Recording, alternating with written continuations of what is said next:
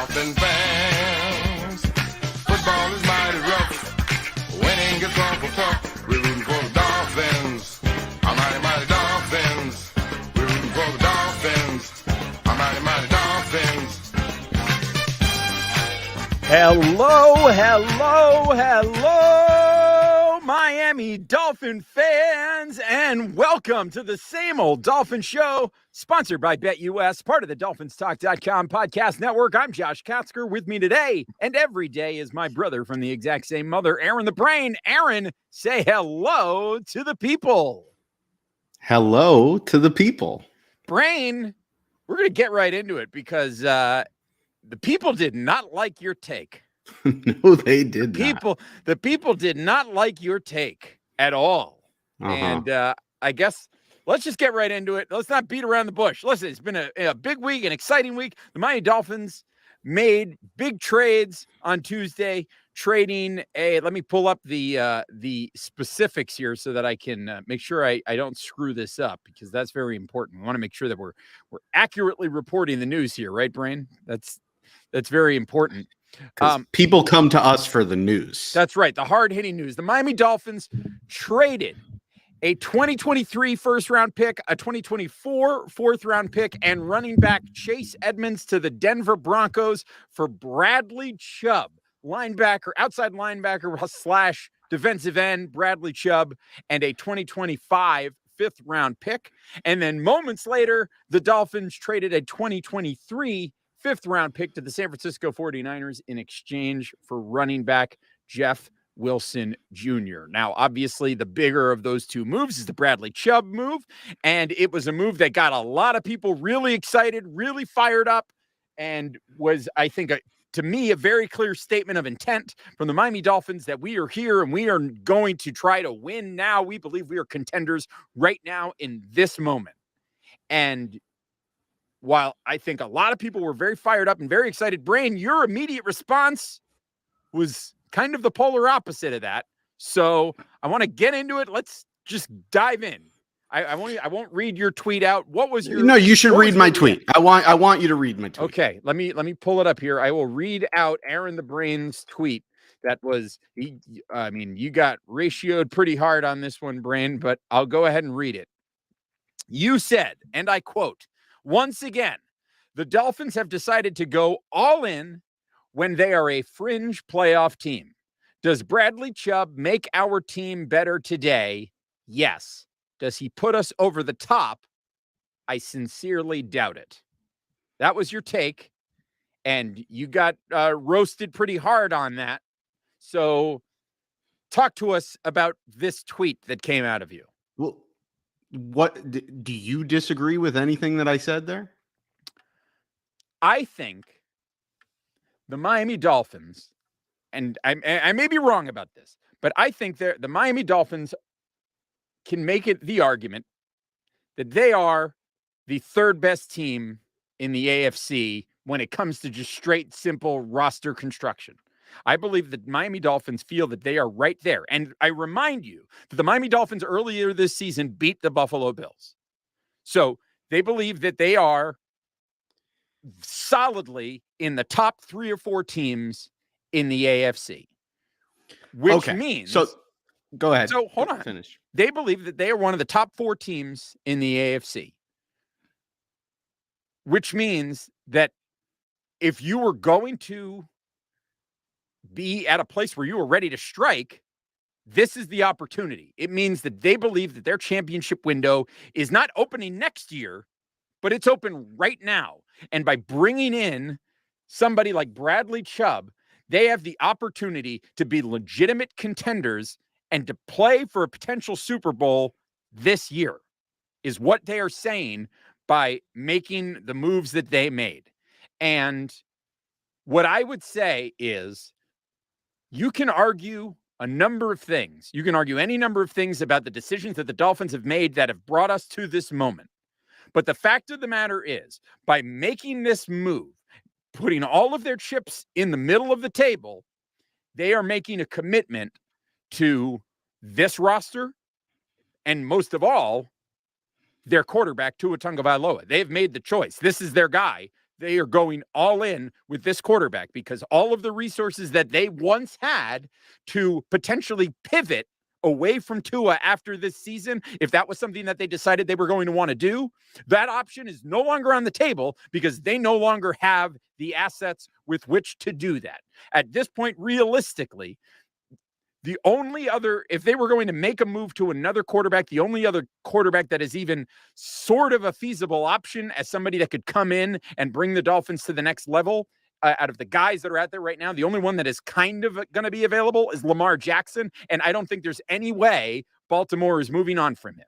So I don't know how you can afford him at this point. And so what I'm saying is that the Miami Dolphins have made the decision that Tua is their guy and this is their window and they are going all in. And you can think that's the right move or think that's not the right move. But the fact is, I can't fault the organization because with the given circumstances are being what they are right now, you look at this team with, and let me pose you this question, Bryn. Yes. Would you say that the Miami Dolphins offense, as constituted right now, as it is functioning right now, can compete with any other offense in the NFL? No. You don't think so? Based off of what? Based off of what? Wait a minute. 1 week ago, prior to playing the Detroit Lions, who have the worst defense in the National Football League, you were talking about how the Dolphins can't score 20 points. Right. And now, then they beat the worst defense in the league. And now and Bradley Chubb doesn't play offense, so he's not making the offense any better. And Jeff now you are posing me the question, are the Dolphins as offense as good as any other offense in the league? No. So, but what is the list in your mind? What is the list of offenses in the NFL as currently constituted that are more potent than the Dolphins offense right now? I mean, I don't know what the list is, but I'll tell you that Buffalo and Kansas City, I'd put over us for sure. Okay. But again, we've beaten Buffalo already. Oh, great.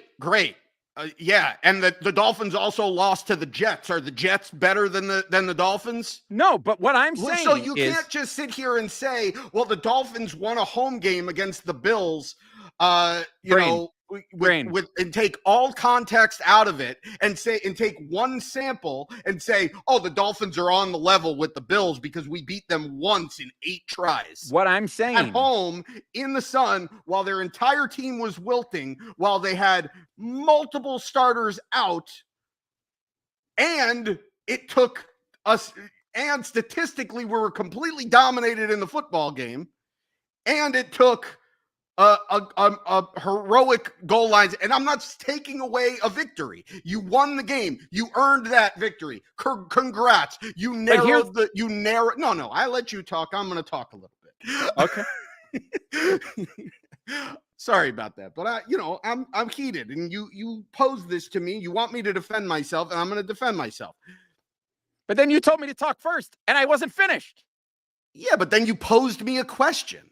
Okay, go ahead. Answer the question. Go ahead. Look, did we beat Buffalo? Sure. Yes. Yeah, we did. Did we beat Baltimore? We beat Baltimore. Hey, we beat Baltimore on the road. Yes. I would say we can compete with those teams. This offense scored 4 touchdowns in the fourth quarter. We can compete with those teams. At this point, I wouldn't say that we're better than those teams. And look, 2 weeks ago, before going into the Pittsburgh game, everybody was ready to fucking throw in the towel. I'm sorry for dropping the F-bomb, but everybody was dropping. Everybody's ready to drop the season and call us the same old Dolphins. And we won a game against Pittsburgh that we almost lost. That we had to hang on tooth and nail to beat Pittsburgh. We had to hang on tooth and nail to beat the Detroit Lions. And now we're not a fringe playoff team. What I believe this move does is I believe this move raises the floor of what the Dolphins are. Can I ask you this? Can I ask you another question? Yeah, go ahead. How many teams in the AFC would you say are clearly at a level above the Miami Dolphins? The Bills and the Chiefs. Okay, that's 2 teams. Okay, and we're in a group where between Cincinnati, ourselves, Baltimore, Tennessee, and the Chargers, I would say you could throw any of those 5 teams out there and put them in any order you like, and you can make an argument. And now that means, hey, we're a top 7 team. We're a playoff team. Okay, but then also, what about the Jets? I mean, I don't buy into the Jets. Do I think the Colts are going to make them? No, I think the Colts are worse than we thought. I think Denver's worse than we thought. I think the Patriots maybe are a little bit better than we thought, but I think the Dolphins maybe are better than them. But that second tier from teams 3 to 7, it's splitting hairs. Let me ask you another question. At this point last year, would you have said that the Cincinnati Bengals are a team that is in that top tier of football team in the AFC? No, I would not. Exactly. And okay. That's the point. And that's the point. Here's the thing. So the point is we're relying on one of the flukiest Super Bowl runs. No, that's not it. The fact of the matter is this is the blueprint that we're throwing draft picks away, and we're going back to the same philosophy. Okay, well, let me ask you another question then. You want to talk about throwing draft picks away? Let me ask you another question. Who is the player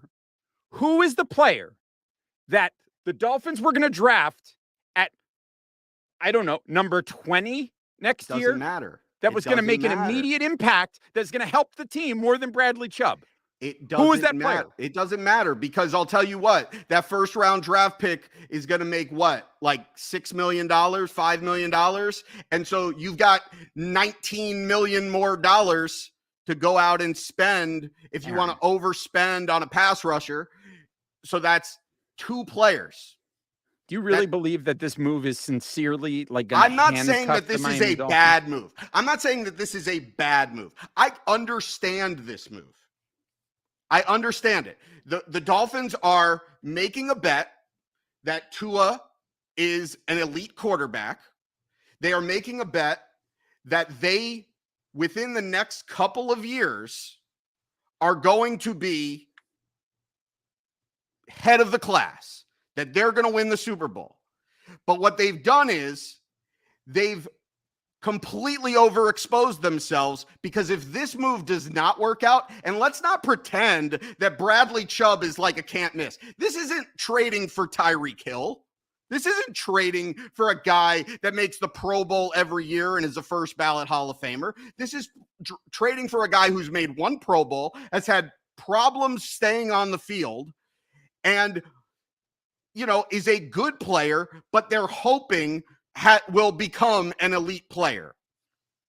This is a very good player, but you are not just trading a first round pick for him. You're trading a first round pick, a 4th round pick, and a player, and you are giving him a massive contract. That massive contract then also has ramifications, because now, granted, they can play with the cap, they can play with the contracts, and they can backload this contract. And I fully expect that's what they're going to do, because if you're playing to win this year and next year and fit everything under the cap, you're going to have to. Otherwise, you're going to have to, do some really crazy maneuvering. But you're not going to be able to get rid of Emmanuel Ogbah, because he just signed his contract this year, and you're going to have something like $15 million of dead cap space if you trade or release him. So he's here to stay. You're not going to be able to get rid of Byron Jones, because we just restructured his contract. So his year that was supposed to be the out where we could get rid of him very cheap is no longer the case. So Byron Jones is here next year on a big cap number. You've got to extend Christian Wilkins, and you're probably going to do the same kind of thing there. So what you're doing is you're shoehorning everything in to trying to put together an all-in year this year and next year. And we don't even know if Tua is a great quarterback that can stay on the field for 16 games. And we don't know that we have an offensive line. And we don't know what our secondary looks like because, frankly, it hasn't been healthy the entire year. You've got multiple guys that need to be signed to keep for the longevity, for the long haul. And meanwhile, you're putting all of these huge contracts that are going to be backloaded 3-4 years from now, and are going to take up all of your cap space. And you don't have draft picks last year or this year to soften that, to have young, cheap labor that comes up and is your depth. So the Dolphins, what they're doing is essentially the same thing that they've done for the last 30 years. Which is when they are close to being a playoff team, because they didn't make the playoffs last year. They didn't make the playoffs the year before. They're 5-3. Let's not act like we're 8-0. Let's not act like we're the best team in the league. We decided that we're close and the time to strike is now. And look, if it pays off, awesome. That's great. But they have given themselves a very, very, very small margin for error where if one thing goes wrong, if Tua does not work out, we're screwed. If Bradley Chubb does not turn out to be a great player or can't stay healthy, we're screwed. If Teron Armstead's track record of not being healthy and he gets hurt, we're screwed because our offensive line sucks. Like, this is why you build through the draft. And I understand that you can't just sit there and wait, but that's why you can't screw up the draft. You have to build yourself a really, really good foundation in the draft so that you don't build yourself a team in free agency, because what the Dolphins have done between this offseason and now this trade and what they're basically going to do for the next year is that they've basically built the team in free agency. Who are the guys on this team right now that are elite players, that are franchise cornerstones that this team drafted? Javon Holland, I guess Tua. Yeah, I'll give you Tua. Jalen Waddle, Jalen Phillips, Xavier Howard. It's 5 players. And then outside of those 5 players, I don't know that you feel like any of the offensive linemen are franchise cornerstones. Certainly no running back. Certainly no tight end. You've got 1 guy on the defensive line. You've got 2 guys in the secondary. The rest of the team is basically guys that we have traded for or signed in free agency. And so beneath them, there is going to be no depth in a couple of years. So they've built themselves a window where over the next 2 years, we're going to have a really talented team that has a shot, provided everything goes right. And then they're going to need to basically rebuild the draft because the team's going to get very old very fast, and you're not going to have the money to really extend everybody that you'd like. So are you you feel better now? Gesicki, by the way, in the person saying Garrett Grimes, who love him, great fan of the show. Gesicki is a homegrown franchise guy. This guy is not a franchise cornerstone, though. He's not an elite player either. He also won't be on the team next year. Yeah, and he also won't be on the team next year. Yeah, listen. And Wilkins, they'll extend, and yeah. I believe that you can make the argument that you're making, and you can say it all you want, but at the end of the day, I'm putting myself in the position of this franchise, looking at the facts that have led us to the moment of this season. And the fact of the matter is that where this team is, in order to become a better team, not just this season, but going forward, right? And let's not forget that Emmanuel Ogbah was signed to an extension and just completely disappeared, right? So I think this organization, particularly this front office, with their new head coach, they have the window is limited as is, because the first couple of years of Tua's career have been largely sort of burned because of Brian Flores and his whatever that situation was. Okay. So the Dolphins we're only just now really seeing Tua Tagovailoa come into his own in this offense with Mike McDaniel. You've got Chris Greer, who is in this position, and he's got this opportunity to take this team to the next level. And you've got a guy like Bradley Chubb, who is out there in a position that the Dolphins, frankly, need to improve on, right? This is a place where they need to get better. So they make this move. And yes, they're paying a lot of money for Bradley Chubb now. But the fact of the matter is, they traded a draft pick that is going to end up being a late first-round draft pick for the guy. They are paying him a contract that's $110 million over 5 years, but it's really $63 million guaranteed in 3 seasons. It's 3 years, $63 million is really the core of the deal because that's what's guaranteed. After that, it's just called fake money anyway. Okay. So you had to make that move. The other part is you're bringing this guy in season and paying him in season. If the Dolphins had eyes on Bradley Chubb, but they didn't want to make the trade for him, they wanted to sign him in the offseason, they would have ended up paying through the nose. They'd be paying more money than they're paying him right now.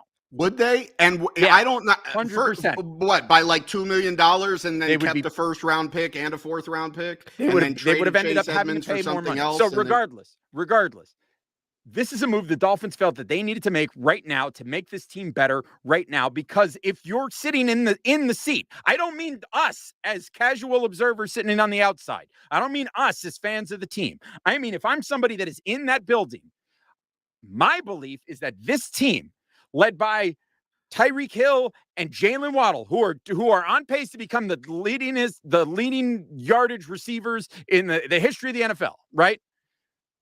As I'm sitting there and I'm watching this team, and I know that I don't know what the deal is with Byron Jones, but in a world where Byron Jones actually does come back to this team this season, and you finally have your elite cornerback pairing again, and now you've bolstered your pass rush even more, this team actually does have the possibility of being a team that is a legitimate contender right now. In my heart of hearts, when I was sitting here last week and we were doing this show, or earlier this week when we were doing this show, and I said that I believed that the Dolphins were probably going to stand pat and probably weren't going to make a move. At that point, I'm looking at this team as a team that is one off season away from being a legitimate contender. And I still believe that when it comes to just looking at it on paper, this team is another off season away from being one of the best teams where you can just go down the roster and say, yes, this is in that top tier, right?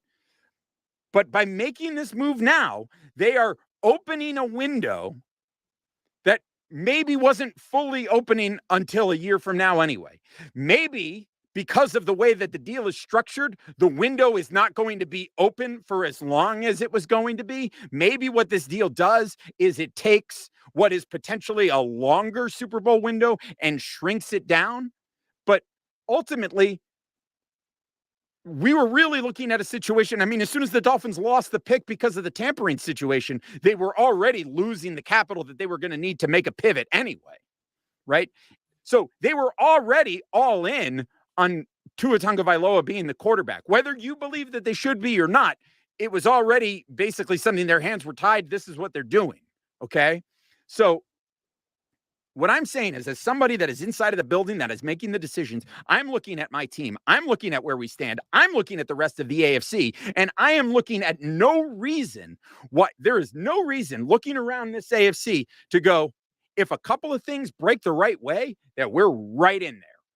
And if we go out of our way to make our team better, one of the areas where this team is struggling right now is the fact that it can't get to the quarterback. And that's part of the reason that the defense isn't what it was, is because we can't get to the quarterback because we're playing a different kind of defense than what we've thrived in over the past couple of years, right? So if I'm sitting inside the organization and I see that and I see an opportunity to make it better, and yes, I understand as somebody sitting outside that bringing Bradley Chubb in does not automatically mean that this team is automatically sacking the opposing quarterback 5 times a game, right? I understand that, okay?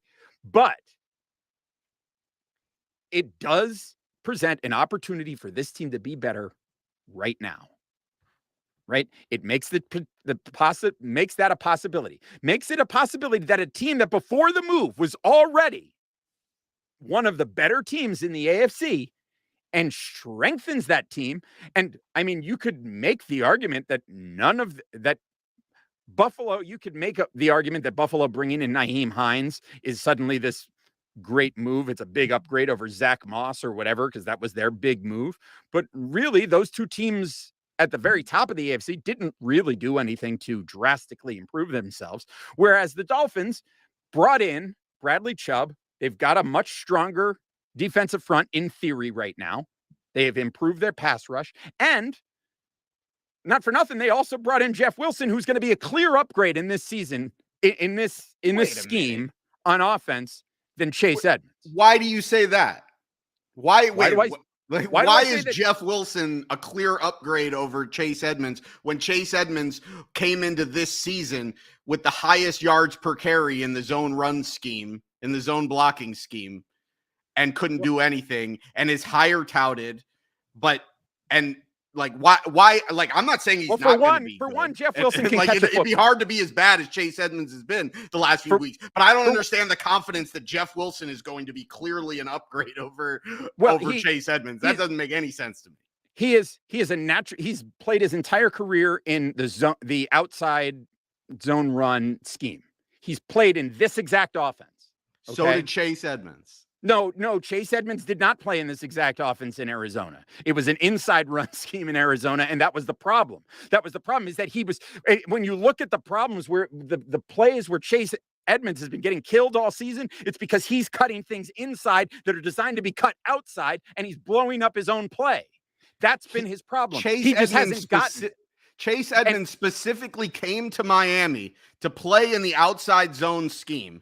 And Miami specifically went after him because he led the league in runs on zone blocking.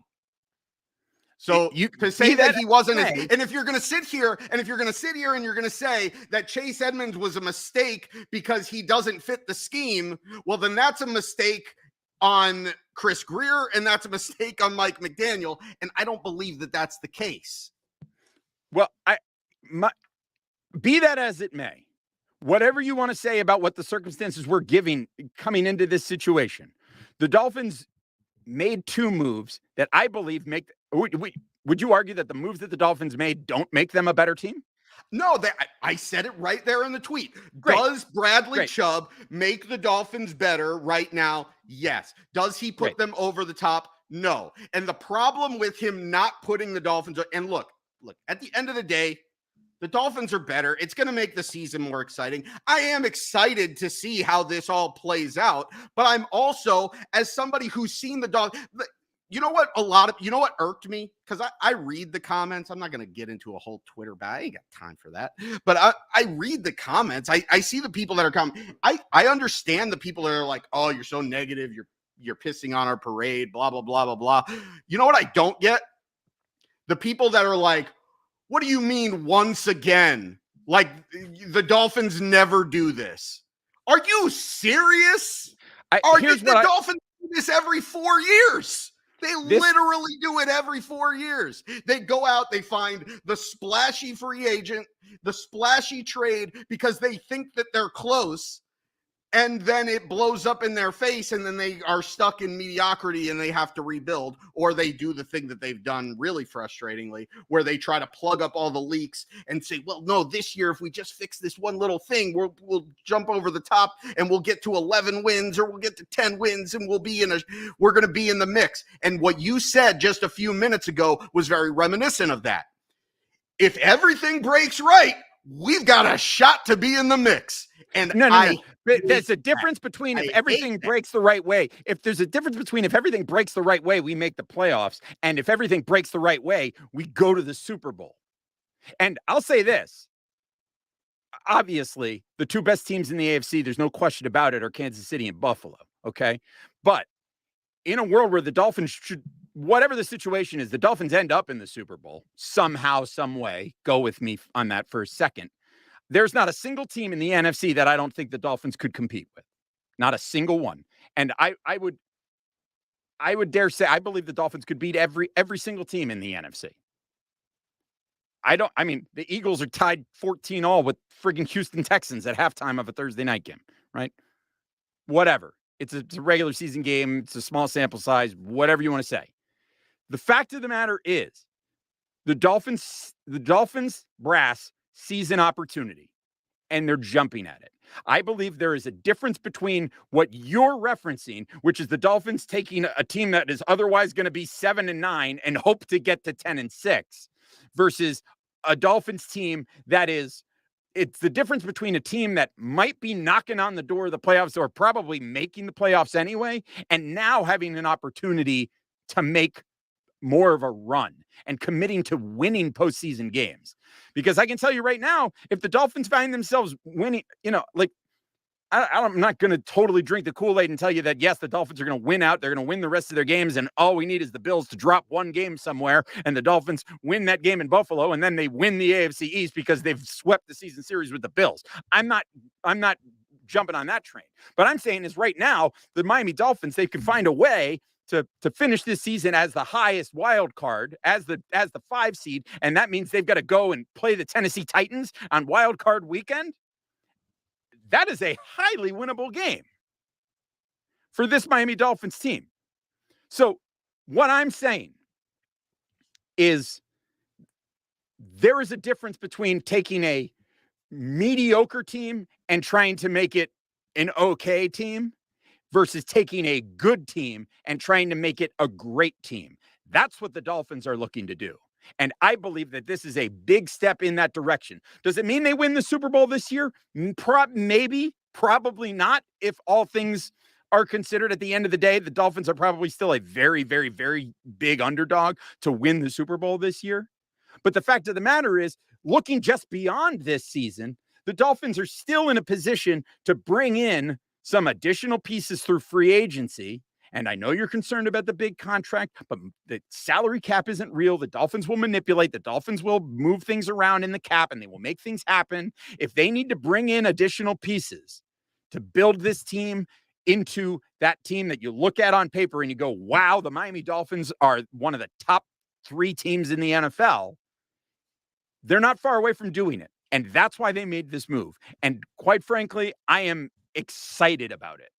I'm excited about it. Yes, part of me is the old cynic that says, okay, I've seen the Dolphins do this before, but at this point in time, where they are in this process, this is all they can do is go all in. And that's what they're doing. And I'm here for it. Yeah. And look, it's exciting. This is what I'm going to say. This raises the bar. Before this move was made, before this season started, we asked the question, what's a successful season? Like what's a fair expectation and what should the expectation be and what is a successful season for the Dolphins? And I would say there was a little bit of a debate between whether it was making the playoffs or making the playoffs and winning a game. You and I were firmly in the school of thought that said for this season to really be considered a success, you didn't need to just make the playoffs. You needed to make the playoffs and win a game. Got to win a game. Well, now you've got Bradley Chubb and you've gone all in. Everybody will agree that the Dolphins are all in, right? Yeah, I think that's okay. That's for sure. All right. So if you're all in, there's only one goal.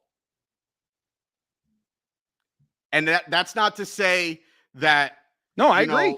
Yeah. So I agree. So there's only one goal. That means you make the Super Bowl or it is a disappointment. Because I got news for you. This team next year is not going to be markedly better. Now, maybe they have a little bit more luck with health. We'll see how healthy they are down the stretch. But there aren't going to be very many moves that this team can make next year, given the cap situation. So this team, as it's presently constructed, this is the team that they're all in on. So the expectation should be that this is a Super Bowl team. My issue with this move is that I don't believe that this is a Super Bowl team. Do I think they have a shot? Sure, I think they have a shot. Before they had Bradley Chubb, we sat here on the show and said, well, if everything breaks right, we could be the Bengals from last year and we could get hot and we have a shot. This makes it a little bit easier. But now you have raised the stakes by making this move. You have basically said, look, we're all in on Tua. If Tua doesn't consistently play at a really high level and doesn't show that he's long-term the franchise quarterback, and granted, everything that he's done this year would show you that he is, it's also 8 games into the season and he's missed 2.5 of them. So, like, the book is not closed on is Tua the franchise quarterback. Because if he was, then we would say, okay, great. Then, like, let's just give him like a 10-year extension or whatever the longest extension that we could give him under the collective bargaining agreement, and let's be done with it. But they're not going to do that because that would be stupid, because the fact is that the book is still out on Tua. He still needs to prove that, 1, he could stay on the field, and 2, that he can consistently play at a high level over the course of the season. So it's a fair question there, but they've jumped the gun and they've put all their chips on him. They put all their chips on an offensive line that's clearly still shaky. They've given up their that first round pick. Maybe it wasn't going to be a pass rusher. Maybe it was going to be an offensive lineman. Granted, they haven't had very much success drafting offensive linemen, but the bottom line is you can't keep giving away draft picks and then expect that not to haunt you long term. We had 3 draft picks this past year. A 3rd rounder, a 4th rounder, and a 7th round pick. Now next year, we've got what? A 2nd rounder and 2 3rd rounders. That's it. And then like a 5th. And then like your 6th and 7th round picks. There's not a lot. There's not a lot. And they're positioning themselves to where they said they factored that into the decision to give Bradley Chubb this extension is, okay, well, we're going to pay so much money. We're not going to have the money to spend for high draft picks either. So we're probably going to be trading back to try to get draft capital for 2024. So get ready for a very top heavy roster that, yes, it has a lot of really good talent and you can win with it. But when those guys get hurt, as we're seeing this year is prone to happen, not having guys that can back them up because you've got no young talent behind them because you've punted the draft 2 years in a row. Well, listen, the Dolphins there's a model for what the Dolphins are trying to do here with the F them picks theory, right? With what, listen, the Rams won a Super Bowl with it. Yep. And they were good for basically 3 years. Right. And they were right in the mix for 3 years. And right now it seems like they're taking a big step backwards, but we'll see where things end up. But it is what it is. If the Dolphins if the Dolphins go through this process and they win a Super Bowl, are you going to be mad about it? Hell no. I'm sitting here, I'm telling you, I'm excited for the season, but I'm also hosting a podcast where I'm supposed to give my honest opinion about the moves. Right. And I pride myself on looking at things with a curious skepticism and an open mind, and not just sitting here as a total homer that's just going to accept that every single move Chris Grier makes is the right move. Because you know what? If every move that Chris Grier made was the right move, the Dolphins would have won 4 Super Bowls already in my lifetime. But you know what? They've consistently been mediocre.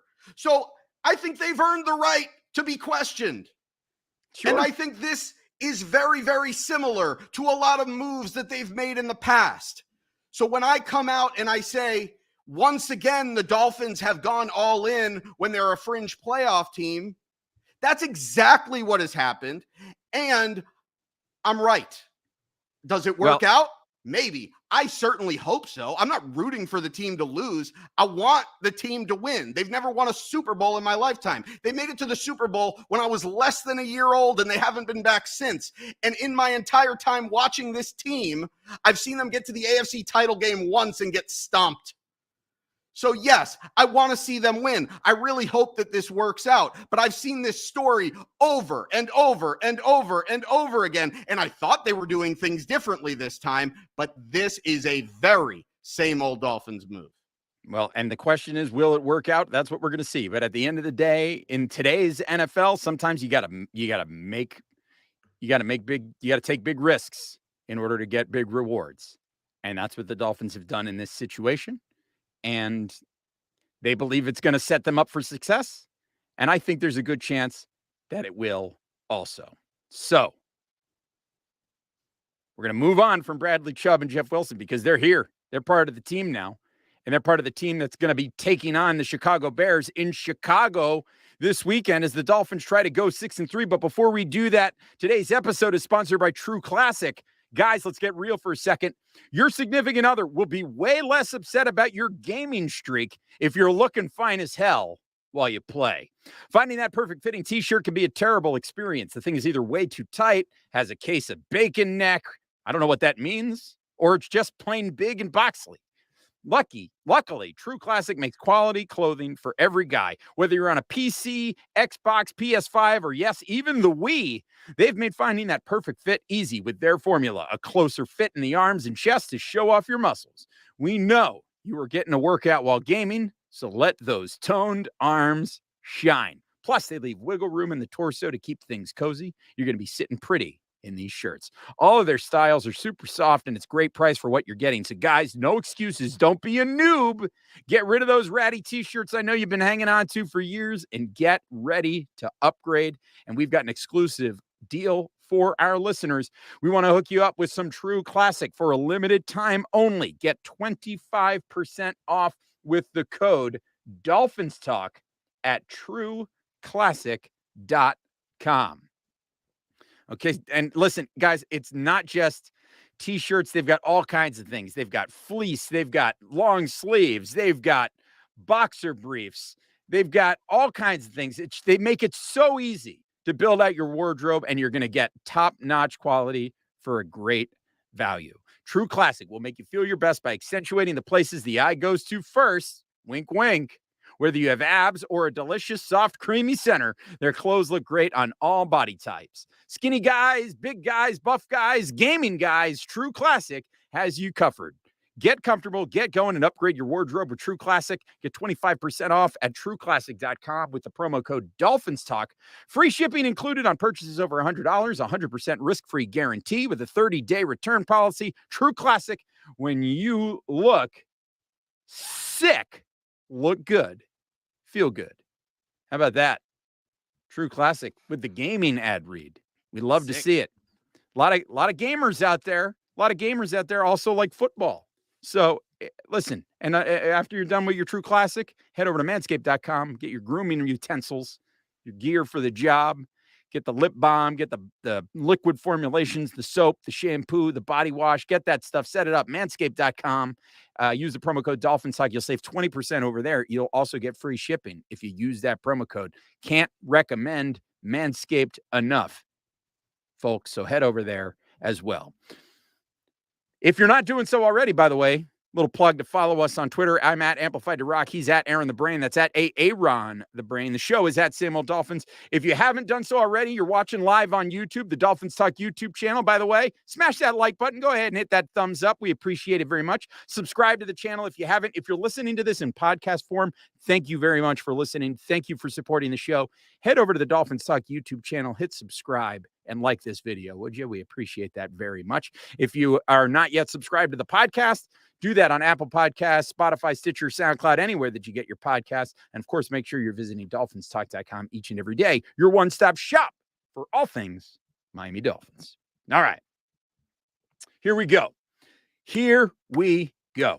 Bryn, the Miami Dolphins with Bradley Chubb and Jeff Wilson in tow are heading to Chicago to Soldier Field to take on the Bears. The Bears sitting there at, I believe they are at 3-5 or 2-5 right now. They're not having a great season right now, although they have shown signs in recent weeks that they are figuring out how to use their athletic quarterback, Justin Fields. And he's starting to get out of the pocket. He's starting to run a little bit.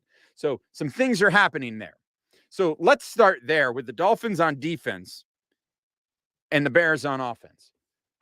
Obviously, the Bears, not a whole lot of receiving weapons on this team. They've got Darnell Mooney and Byron Pringle. They and just Dante traded Pettis. for they traded for Chase Claypool.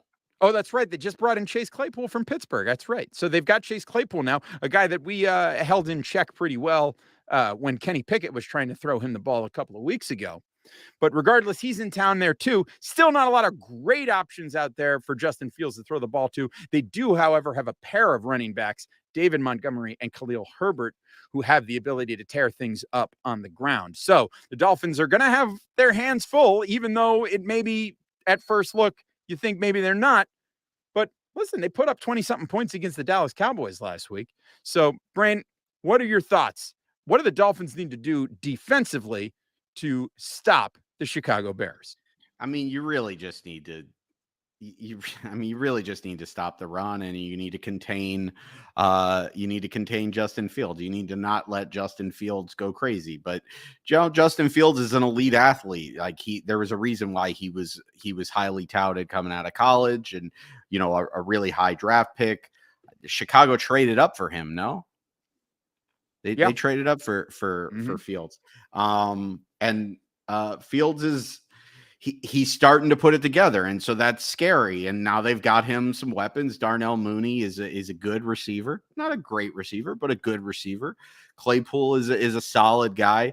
Cole Kmet really hasn't developed into anything special. And look, it's not a great Bears team, and it's certainly not a good Bears offense. So look, not to belabor this old Bradley Chubb thing, but if Bradley Chubb comes in and makes your defense better day one, you better not be getting roasted day one by the Chicago Bears.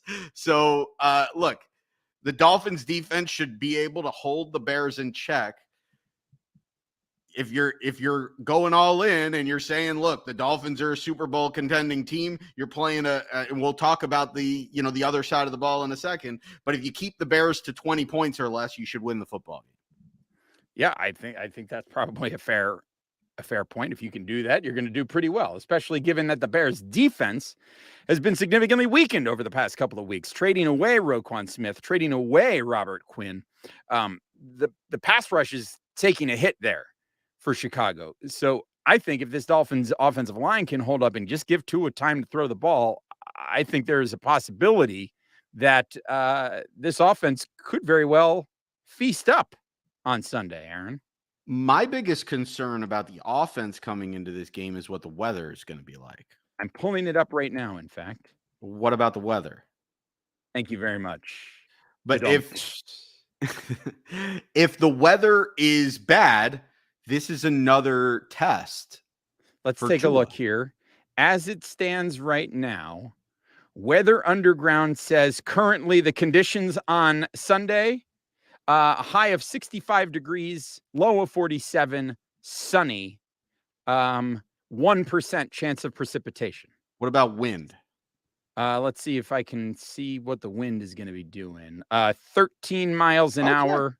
All right. So it's going to be moderate wind. I mean, it shouldn't be a factor. Really. I don't think it's going to be a big factor. This is not going to be a weather is a factor kind of game. If the weather is not a factor, the Dolphins should destroy them.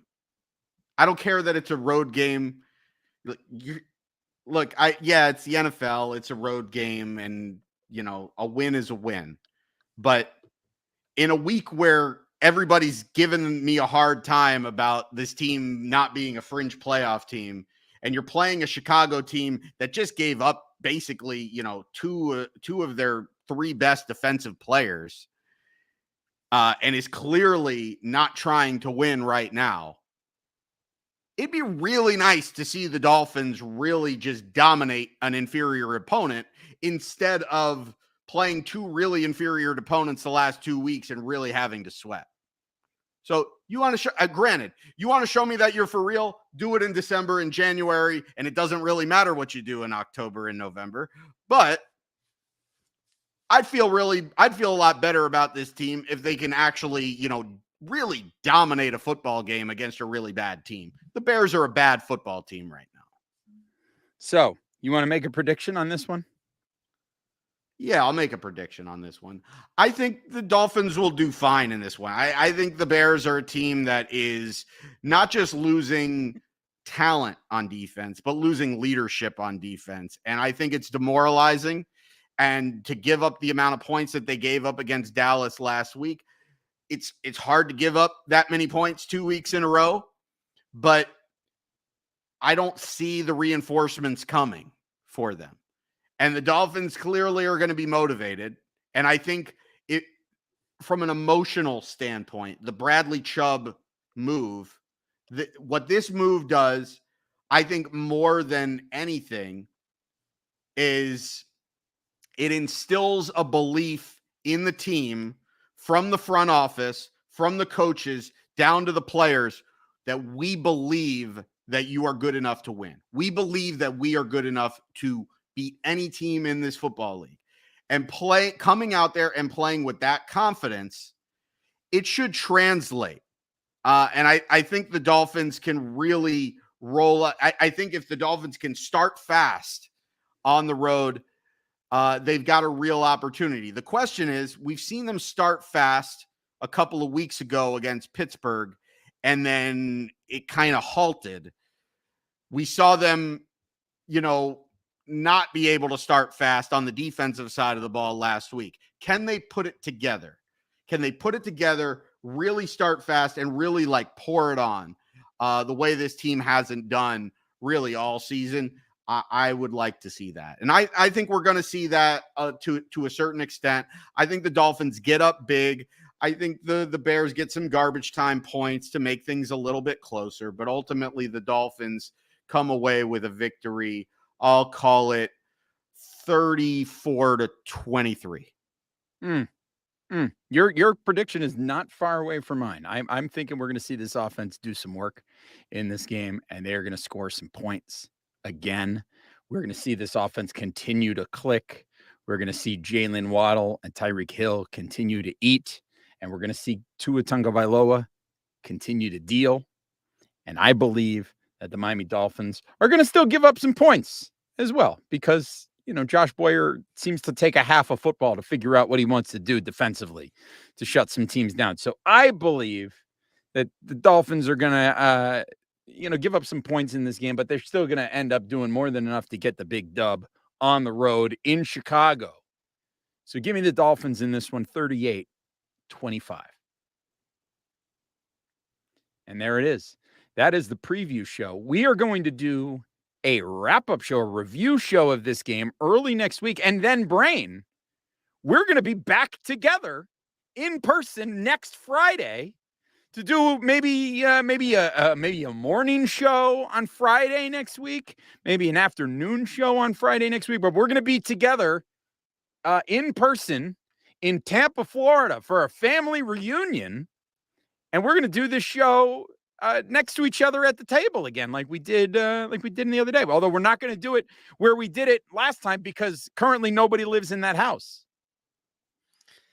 Yeah, I was just helping our parents clean it out. It was it's a little emotional. It's very empty right now. That's I'm probably going to go back there because there's still a couple last things that need to get out there, but I'm probably going to say goodbye to that house officially this weekend. Wow, it's wild times, huh? Our childhood house.